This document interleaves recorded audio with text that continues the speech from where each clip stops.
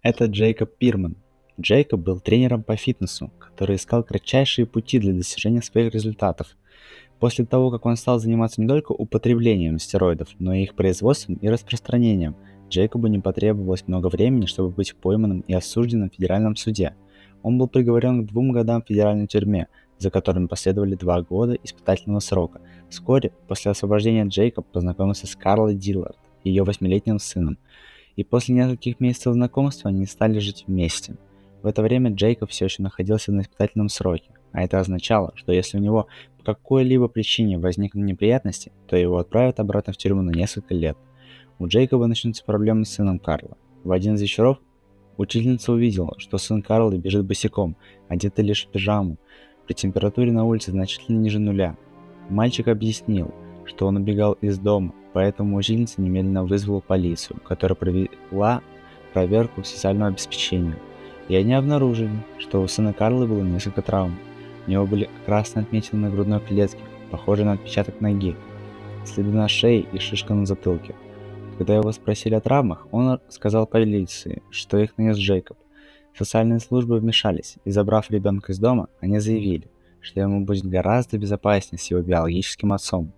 Джейкобу предъявили обвинение в жестоком обращении с детьми и назначили дату суда. Он знал, что если его признают виновным, то он нарушит свой испытательный срок и будет отправлен в тюрьму. Вернувшись в тюрьму, Джейкоб умолял Карла прийти на заседание и дать показания в его пользу. Но у Карлы был другой план. Потеряв сына, она обратилась к адвокату за помощью в его возвращении. Адвокат сказал ей, что ей нужно выселить Джейкоба из своего дома и подать на развод. В ночь перед заседанием суда Джейкоб снова попросил ее о помощи, но Карла сообщила ему, что она не только подала на развод, но и сказала, что ему тоже нужно будет съехать.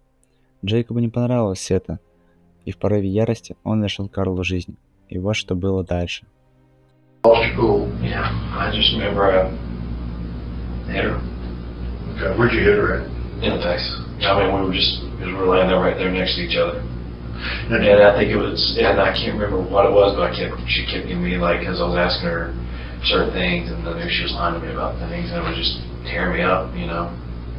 And it was like, she much less care. And that's what I was hurt was when I was like, she's like, I don't need to be worried about you, I need to be worried about getting my son back. And that's when I was hurt. I'm like, you know, I didn't do anything to your son, and I'm the one that's facing whatever consequence that could come from that because of something I didn't do, you know.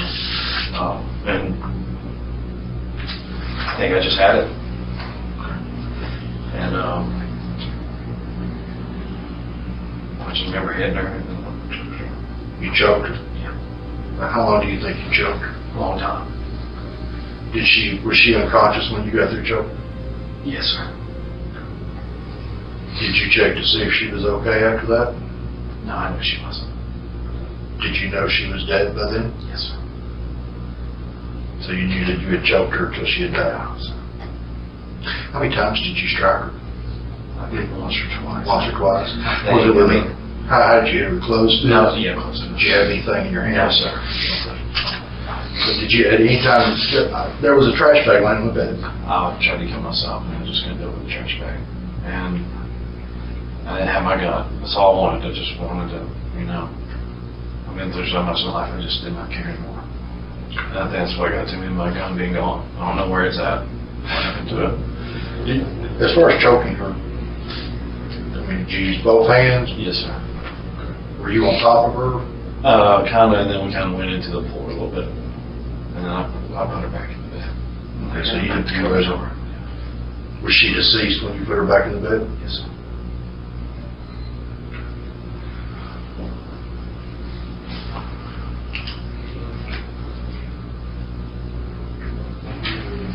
So basically, what you're telling me is that y'all were basically in bed. I want to make sure I understand this. I'm not trying to rehash things.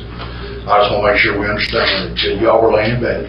Yeah. And that while y'all were laying in bed, y'all were talking and apparently arguing. Of course, y'all had said to each other throughout the day. Yeah, we were probably arguing. I mean, when we left the living room, and even while she was sitting in the bathroom with me while I was in the shower, we were still going on about it. It never was an ending conversation over it. So basically, from the time you got home up until Yeah. this occurred, y'all were arguing over the whole DCS and Netflix issue, pending case. And basically at some point you said, how'd you put, you said you lost your cool, or I mean, what? I don't know if it was just all hope on everything. Devastated, hurt. I'm really the one person, I guess, that in my life that I never thought would turn against me no matter what. That was gone. Do you think she was going to betray you? Yes. Is that what you were thinking? Yes. Her parents were trying to get her to do that the whole time. So how do you think she was going to betray you? She just wasn't going to be there. She was going to be there, and she said she wasn't going to go with either story, which would still hurt me. You know, she knows how I was with him. She wasn't going to go with either story. Like because of what DCS told her, and what some attorney that she talked to apparently told her, that she did not need to be there and I need to be out of the house immediately if she ever wanted to get her son back. That was exactly what she said DCS told her. And she was worried she'd never get her son back. She was worried if she showed up with me to court today, that would make her look like a horrible mother. And she was just dead set. Somehow they got that in her head that she'd be a horrible person if she showed up in court. And so that's when you... Well, we were going on with that, and I can't remember what it was she did exactly, but it was just certain things she was saying. It was just... When you first hit her, were your intentions of hitting her to subdue her to where you could choke her, or? I didn't know. Yeah, we both were. Y'all were still in bed? Yeah. You struck her, hit her twice, you said, believe me. Yeah, and then she started begging me she would do whatever I wanted to do. And then what happened? That's when I started choking her. Okay. So she started begging you, she'd do whatever you needed to do, whatever you needed her to do. Mm-hmm. And then you took both your hands, you said? Yes, sir. And you started choking her, and this was in bed, right? Yes, sir. And then you said you went to the floor. Eventually went to the floor. And once y'all were in the floor, That's where it stopped. about how long do you think you choked her?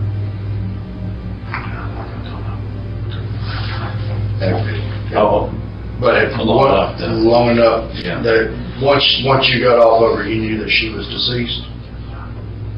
I felt for a pulse rate. You felt her pulse? I was super hard. And once you didn't feel a pulse, I laid her back in bed and I laid with her phone. once you put her back in bed, once you felt for a pulse, you realized that she was not breathing. You placed her back in the bed, and then you laid in the bed with her. Yeah. And for about how long do you think you laid in the bed with her? I don't know. I was so right I couldn't stay long. I didn't know what to do. Now, at some point, you said you called your mother. No, we called my mother before all that. You called your mother before. Yeah, this? we were talking it out with her. Carla's close to my family. We always talk about things. And we called and talked to her. I mean, it helps smooth things over with us because it didn't work. Now, once you called your mother, did you call anyone after this? After that happened with her, I called my father. Okay. What'd you tell your father? I just talked to him for about 10 minutes, telling him how much I loved him. And he was telling the same thing back, and he just wanted what was wrong with him. I would tell him at first. Did you finally mention to him that you had killed her? Yes, sir. But I didn't tell him how by any means. But I just told him I hurt her really, really bad. And he got really nervous, and he was panicking. And Right.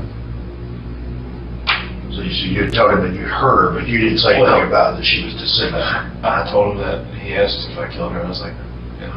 And So you did answer to him that you did kill her? yes. These scratches on your face and neck, Yes, and underneath your eye.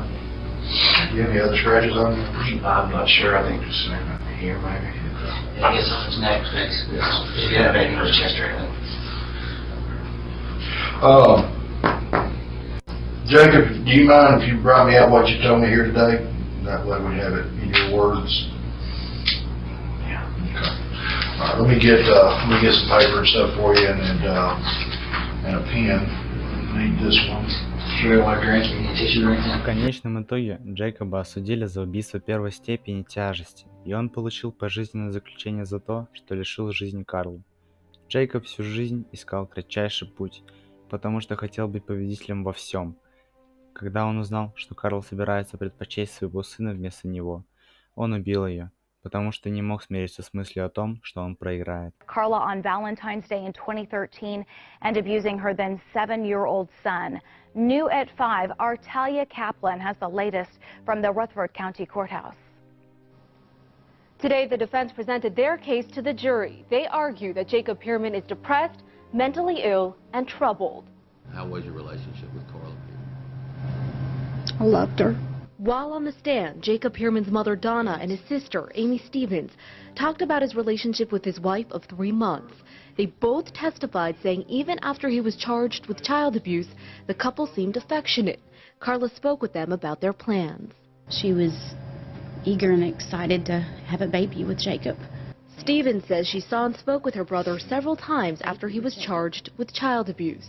And he never told you he was suicidal or depressed, did he? No, sir, he did not. And you'd never seen him suicidal or depressed? No, sir, I had not. Donna Pирман said the night before Carla was murdered, her then 30-year-old son talked to her about, quote, inappropriate pictures on his phone.